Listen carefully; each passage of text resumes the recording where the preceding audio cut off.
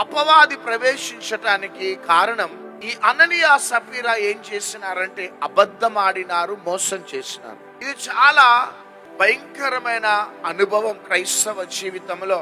లోకస్తులు అబద్ధాలు ఆడతారు, లోకస్తులు మోసం చేస్తారు.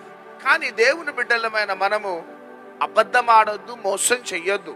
అపవాది ఉచ్చులో ఒక ఉచ్చు ఏంటిదంటే అబద్ధం, అబద్ధం, అబద్ధం.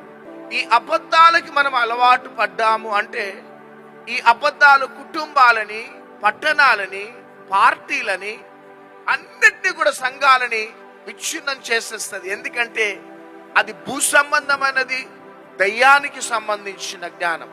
అనేక కుటుంబాలు విడిపోవటానికి కారణం అబద్ధం, అబద్ధం, అబద్ధం. ఎప్పుడైతే అబద్ధం చెప్పగానే ఇమీడియట్ గా రిజల్ట్ ఏంటిది అంటే అక్కడ వివాదము స్టార్ట్ అయిపోయి వారి మధ్యలో భేదాభిప్రాయాలతో విడిపోవటం జరుగుతుంది.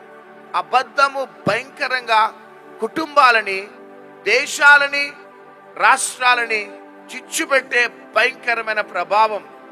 అది భూ సంబంధమైనది, ప్రకృతి సంబంధమైనది, మరీ ముఖ్యంగా దయ్యాల జ్ఞానం. అది దయ్యం యొక్క ప్రయోగం. ఇక్కడ చూడండి, చిన్న అబద్ధం ఆడినారు అననీయ సఫీరా, కంప్లీట్ గా కుటుంబం అంతా కూడా నాశనం అయిపోయింది. చిన్న అబద్ధం ఎంత పెద్ద డిజాస్టర్ ఆ ఫ్యామిలీలో తీసుకొని వచ్చింది. అన్ఎక్స్పెక్టెడ్ డిజాస్టర్ అంటారు. ఈ అననీయ సఫీరా ఎవరు? అన్యులు కాదు వీరు. కొర్నేలి లాగా పేతురికి మంచి ప్లాట్ఫామ్ ఇచ్చి అననీయ సఫీరా గృహంలో నుంచి స్వార్థ ప్రకటించబడ్డది. అట్లాంటి కుటుంబం అబద్ధాలు ఆడినారు. సడన్ డిజాస్టర్ కి వారు ఆ పతనం అయిపోయినారు.